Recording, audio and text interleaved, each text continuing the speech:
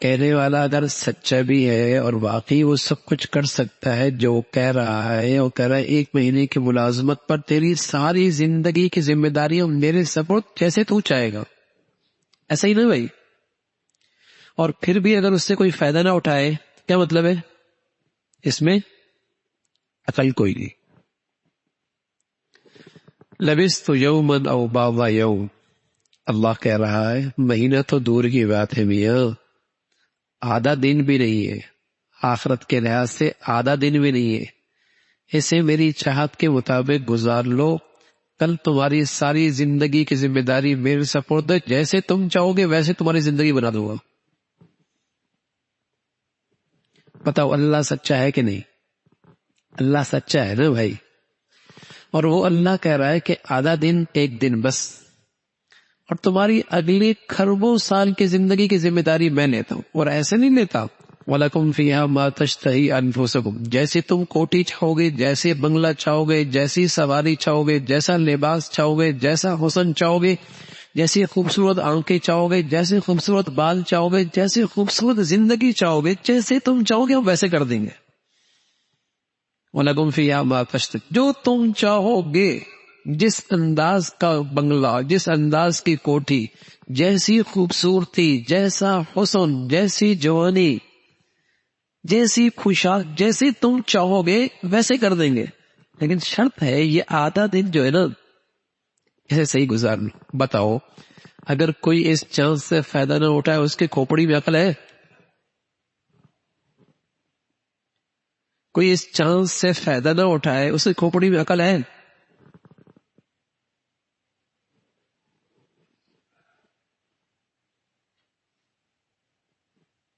سچ ہے نا بھائی. لیکن قسم خدا کی اس دنیا کی چمک دمک ایسی ہے کہ اتنی سچی بات پر بھی یہ آنے نہیں دیتی. اس دنیا کی چمک دمک ایسی ہے، شیطان ایسا دشمن ہے، اس نے نفس نے بھی ایسا زہر کیا ہوا ہے، باطل میں اتنے جال بنے ہوئی ہیں کہ اتنی بڑی سچائی پر بھی ہماری زندگی کے قدم نہیں اٹھتے. اور پھر کہتے ہیں بڑے عقل مند ہیں، بڑا ہوشیار ہے، بڑے تیز ہیں، بڑے. اچھی بات ہے نا یار.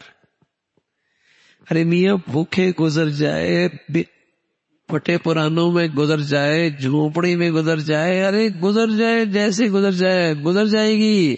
آدھا دن کی تو بات ہے، صحیح گزار لو میاں، کھربوں سال کی ذمہ داری اللہ لے لے گا، یہ تو گزر جائے گی. لبثت یوما او بعض یوم، یہ بھی قرآن نے کہہ دیا، ورنہ حقیقت تو آدھا دن بھی نہیں ہے، کیونکہ نہ ختم ہونے والی زندگی کے مقابلے میں آدھا دن بھی کوئی نہیں ہے. ہمیں سمجھانے کے لیے تو کوئی اتنی تھوڑی سی زندگی کی ملازمت بھی صحیح نہ کرے تو پھر تو تف ہے نا اس کی زندگی پر. ماتم کرنا چاہیے اس کی زندگی پر، اور ماتم کرنا چاہیے اس کے عقل و دماغ پر، اور ماتم کرنا چاہیے اس کی سمجھ بوجھ پر. کہ اتنے تھوڑی سی زندگی میں ڈھنگ سے نہیں گزار سکتا.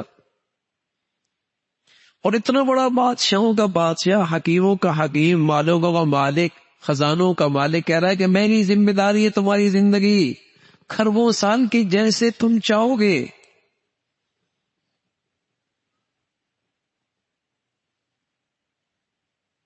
اللہ نے کہا ہے.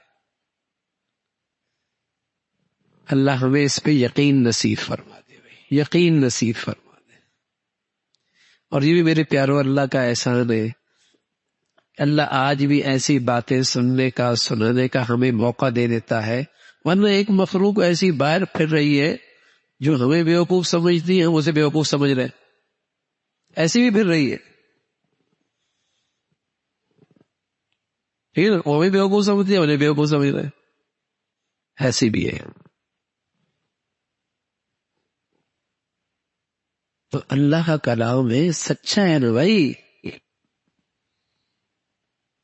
تھوڑی سی زندگی ٹھیک گزار لو، بس جیسے اللہ کی چاہت ہے نا بس ویسے کر لو.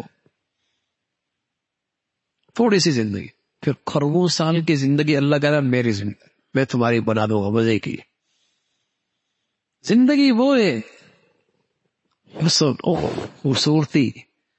آج ہم نے کئی آیتیں پڑھی ہیں سبحان اللہ جنت کے بارے میں. مزیدار زندگی.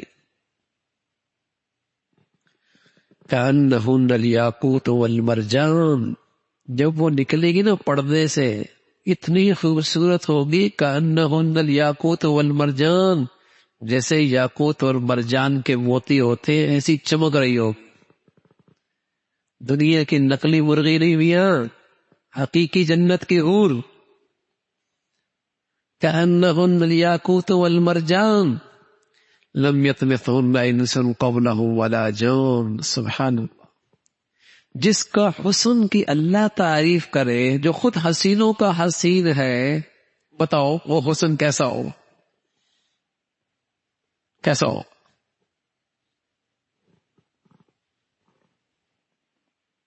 کأنہن الیاقوت والمرجان. عجیب الفاظ ہے، یاقوت مرجان.